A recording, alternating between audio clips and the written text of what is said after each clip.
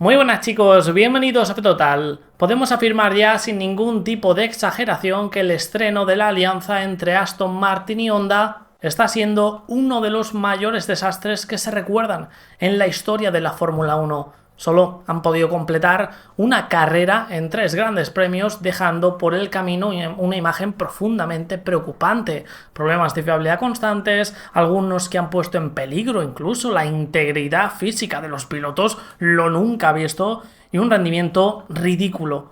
El AMR26 fue incapaz de competir contra nadie. Ahora mismo Aston Martin no lucha contra el resto, lucha contra sí misma. Y por eso este parón que estamos a punto de terminar, más que una mala noticia, ha sido casi un bote salvavidas. Sí, es verdad que han perdido 2 grandes premios importantes para sumar kilómetros y experiencia, pero también han ganado lo único que realmente necesitan con urgencia, que es tiempo.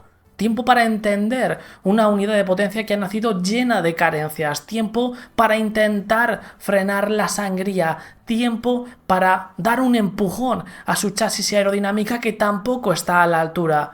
Evitando seguir haciendo el ridículo arrastrándose por las pistas mientras esperan dichas soluciones, como hubiera pasado en el Gran Premio de Bahrein y en el Gran Premio de Arabia Saudí. Esperábamos que pudieran aprovechar este parón y parece que lo van a hacer, teniendo además un parte médico más preciso sobre sus problemas, cuándo llegan soluciones y qué peso podrían tener. El objetivo inmediato, siendo realistas, que es lo que tratamos de hacer siempre desde aquí, no vender humo, tratar de acercarnos lo máximo posible a la potencial realidad.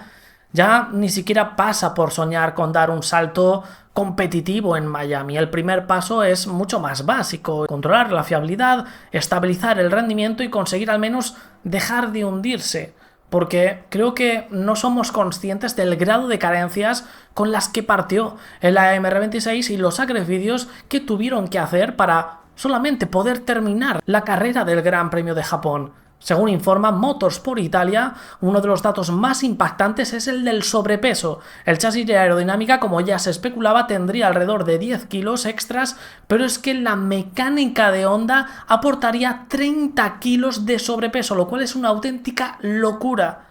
Esto sería fruto tanto de la construcción de la unidad de potencia en sí, como de las contramedidas temporales introducidas en el propulsor para limitar los problemas de fiabilidad, concretamente las vibraciones, lo que le ha hecho correr con en total a la AMR26 40 kilos de más. Hablamos solamente con esta cifra de más de un segundo por vuelta de lastre, además holgadamente. Esto se multiplica en esta generación de monoplazas, provocándote una peor gestión energética de la unidad de potencia tan determinante este 2026. Desde Motorsport detallan que el déficit del motor Honda rondaría los 95 caballos y que el sistema híbrido no es capaz de ejecutar los 350 kilovatios que marca como límite el reglamento de la parte eléctrica, quedándose con 50 kilovatios menos. El máximo al que ha sido capaz de llegar es a 300. Además, el diario Marca español detallaba que en periodos de recarga ese déficit en el comportamiento del sistema híbrido iba más allá. Esto es demencial y entendemos que parte de este déficit llega de las concesiones en materia de fiabilidad, fueron capados para preservar la mecánica desde incluso los test de pretemporada, y la falta de experiencia que les ha impedido optimizar hardware y software para sacar partido de lo que tienen en estos momentos, lo que en conjunto da estas cifras brutales. Según el análisis de AutoRacer, esta especificación actual tendría un déficit real cifrado de alrededor de 70 caballos, lo que les permitiría sin duda acogerse al máximo ADUO, tener las mayores concesiones de desarrollo posible por parte de la FIA. Más tarde iremos con ello. Estamos hablando de cifras casi de categorías distintas. Solo el sobrepeso y el déficit de potencia, capado y sin capar, te destruyen, empañando cualquier trabajo que pueda hacer el departamento técnico en aerodinámica y chasis. Pero hay que decir que tampoco la versión base de la MR26, para ser justos, de Adrian Newey, brillante como para maquillar los masivos déficits, aportando su granito de arena al hundimiento. Sería sin el resto de lastres de zona media, sin florituras. Teniendo en cuenta la situación que hemos vivido hasta ahora, vamos a mirar ya hacia el futuro y, curiosamente, hace unas horas, Shintaro Orihara, el jefe de ingeniería de Honda, actuando mucho de relaciones públicas últimamente, ha comunicado lo siguiente: Tras el Gran Premio de Japón hemos estado trabajando sin descanso junto con Aston Martin en Sakura para mejorar las contramedidas de cara a Miami. Llevará tiempo, pero seguiremos trabajando duro. No destila, como podemos comprobar, un excesivo optimismo, pero parece que por fin hay una leve buena noticia de cara al Gran Premio de Miami. Recordemos que este 2026, para poner en contexto, las mejoras de motor van por dos vías distintas. Las de rendimiento te tienes que esperar al sistema ADUO, recibiendo el visto bueno de la FIA en puntos concretos de la temporada. El primero está por activarse inminentemente, como ya hemos comentado en vídeos anteriores, y de fiabilidad, la cual técnicamente tienes libertad para introducir cambios en cualquier momento bajo aprobación de la FIA, eso sí. Pues bien, Honda habría recibido durante este parón luz verde por parte del ente regulador para estrenar en el Gran Premio de Miami lo que podríamos denominar no un nuevo motor, ni mucho menos, sino cambios concretos en el hardware que tienen como cometido mejorar la robustez del conjunto, atajando de raíz las vibraciones. Se sumará a una nueva columna de dirección que ya se probó en los entrenamientos libres del Gran Premio de Japón, no en el resto del fin de semana, para evitar que se transmitan las vibraciones a los pilotos, con lo que en conjunto deberíamos dejar hablar de este problema concreto a la vuelta del parón, lo cual les permitirá poder avanzar en otras áreas, asumiendo adicionalmente que de funcionar con éxito podrán eliminar contramedidas de forma temporal que aumentaron el peso, desbloquear la unidad de potencia. En definitivas cuentas, ganan rendimiento de forma indirecta, que no directa.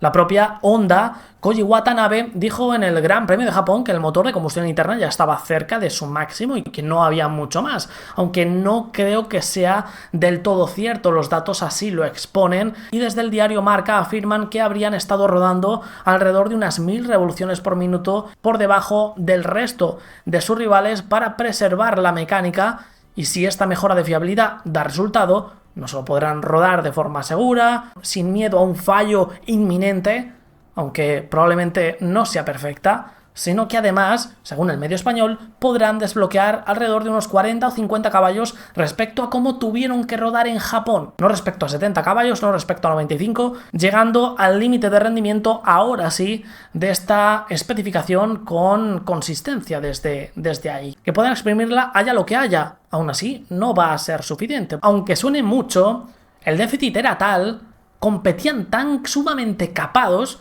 que aun desbloqueando esos caballos extras, seguirán teniendo en su parte trasera el peor motor de la parrilla, con alrededor de 60 o 70 caballos de déficit, según estima AutoRacer. Para que nos hagamos una idea, si hacemos la cuenta de la vieja, esta especificación en el Gran Premio de Japón, destapando, vamos a ponernos en ese supuesto, 40 o 50 caballos, medio segundo, 6 décimas por vuelta, le habría dado para superar a Cadillac, pero poco más. Seguiría habiendo un déficit insalvable en la parte trasera, que hasta ahora era salvaje, y el chasis tampoco es lo suficientemente brillante, volvemos a recalcar, como para maquillarlo, es mediocre. Ahora estarán, por así decirlo, más a la par.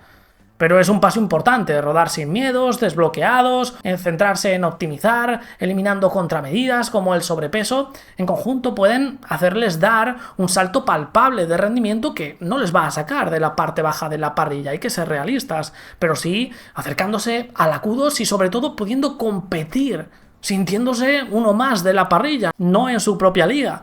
Según informa el diario AS, no se espera que Aston Martin, como en la gran mayoría de equipos de la parrilla, traiga una revolución aerodinámica a Miami. Parecen estar trabajando a más largo plazo. Y David Croft, recientemente, el locutor de Sky Sports, ha revelado el plan que Aston Martin y Honda tienen a medio-largo plazo. Esta unidad de potencia será, entre comillas, tirada a la basura, como ya comentamos, van a hacer una remodelación profunda, pero van a conseguir estrenar una versión intermedia entre 2026 y 2027, que va a servir como base para la del año que viene. Tendremos que esperar hasta justo antes del parón veraniego como mínimo para poder verla. Si todo va según lo previsto, por la parte de Honda, como decimos, ya están trabajando en un nuevo motor que estrenarán gracias al ADUO, pero una cosa es que se active inminentemente este sistema y otra que tengas desarrollado este nuevo motor, producido, ajustado y homologado,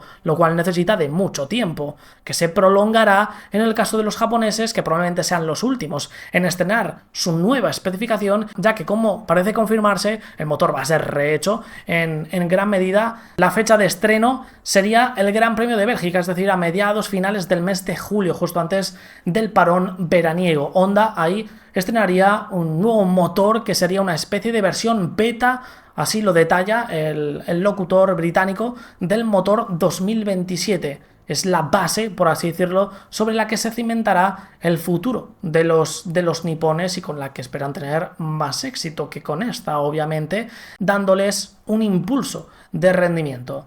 No vendrá solo, ya que ese fin de semana lo tienen marcado con una X en el calendario. Adrian Newey estaría también rehaciendo el AMR26, por ello no se espera un paquete gigantesco en Miami como el resto de equipos. Se estaría centrando en una versión B que llegaría por esas fechas, con el que intentará dar un salto de calidad palpable también en este apartado. Aunque David Croft también expone que, según el feedback que le llega interno desde la fábrica de Silverstone, estarían desmoralizados por el inicio de la temporada y no tendrían mucho optimismo ni esperanza en la especificación B, ni del motor ni de la MR26. Y a ver, esto hasta cierto punto es normal, esta desmoralización. Al final apuntan al liderato, a en un futuro ganar. Era un año ilusionante sobre el que había que poner la primera pieza de esos cimientos. Y a pesar de que pueden llegar en julio esos cambios sustanciales, el punto de partida es tan sumamente pobre